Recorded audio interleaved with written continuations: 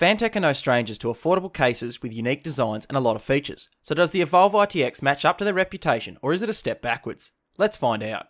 This case is $109, which I feel is reasonably priced for a Mini-ITX case with some customizability. I have the red and black special edition, but this case also comes in an all black or white and black edition that may be more appealing to you. Dimensions wise, this case is 395mm long, 230mm wide and 375mm high, and weighing in at just over 5.5 kilos, making this a larger than average case for this form factor. Let's take a tour starting at the front. For I/O we have two USB 3.0 ports, mic and headphone jacks and a reset switch. The front cover is made of plastic and has air intakes on the left and right hand sides, with an additional intake at the bottom that stores a lot of dust. This front panel removes to reveal a full mesh filter. Unfortunately, one of the connectors on the cover came loose and now gets stuck in the clip on the case, which is annoying.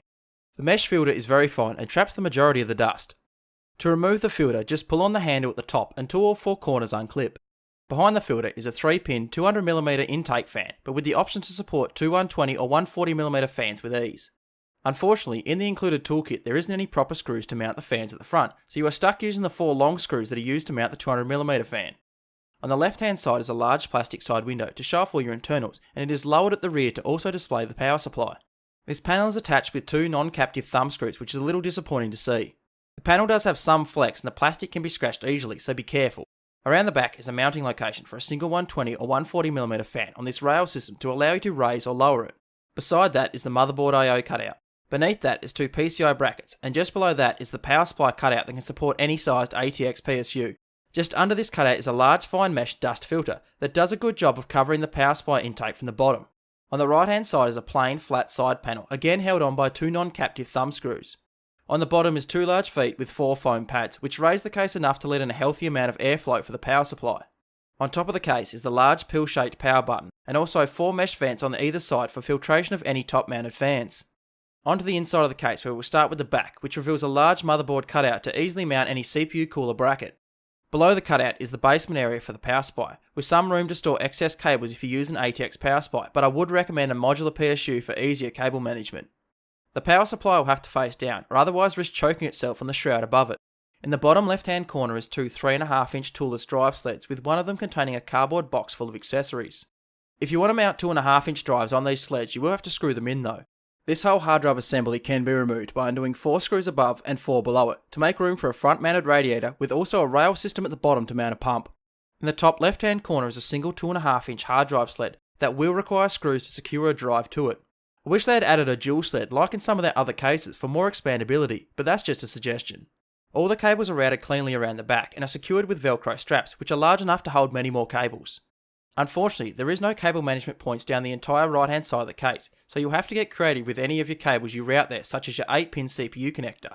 There are 3 rubber grommets, which help make cable management look tidy on the left hand side, but they are lacking one at the top, so if you aren't mounting a radiator up there, any cables will be visible.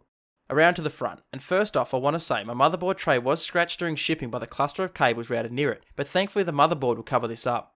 Speaking of cables, thankfully they are coated in black plastic, which is nice to see. All 4 motherboard standoffs are pre-installed, with the 2 right hand side ones having little pillars to hold your motherboard to make installation easier. On the right hand side is a raised area, where you can mount the tray from the back to show off your SSD, or you can purchase an extra tray if required. This area also doubles as a cover to hide your PCI power cables, which is a welcomed addition. The holes on top say you can mount a hard drive to them, but the only way I could see how is like this, so I'm unsure if I'm stupid or this is how they intended. If you do decide to add a front mounted radiator, you will have to remove this via the 2 screws at the front and the 2 at the back. Speaking of radiators, the front can support a 120 or 240 and the top can support up to dual 120 or 140mm rads, making a custom loop quite possible in this case. Clearance wise, you can fit up to a 200mm high CPU cooler and a 330mm long GPU, as long as it's only up to a dual slot card, as the power supply shroud blocks any cooler larger. I would recommend using a blower style GPU for this case, as even though there is clearance under the card, it wasn't enough to let a healthy flow of air through. At the top is a metal bracket that can be removed by 2 screws at the front and 2 at the back to be used to mount the radiator or fans at the top, with a rail mounted system that is also spaced closer to the front of the case to not impede with a motherboard heatsink. This bracket was incredibly stiff to remove and insert back in, making it feel like it was bent or too large to smoothly glide along the rails.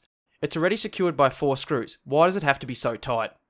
The build is up next, which I was surprised how easily I managed to fit all my hardware in such a small case. Don't get me wrong, there were a few complications, such as the power supply cables being squished a little too tightly against the hard drive sleds for my liking, and the difficulty of attaching a water block inside the case, but these are common compromises you make with the ITX form factor. The cutout for the power supply is a nice touch that I think brings a bit of attention to an area that would otherwise just be more uninteresting red metal. Cable management was a breeze, even with a few above average components installed. You will need to add a rear fan if you are using a CPU air cooler or an aftermarket GPU cooler, but it is not a necessity. In conclusion, this case is fantastic for a completely specced out build with all the bells and whistles. Due to the larger than average size and support it offers, it can really pack some hardware in it. I had a few defects in my case that probably annoyed me more than it should have, but it was enough for me to not love this case and recommend it to anyone that's considering a high-end small form factor build that's looking for a case with a bit of customizability.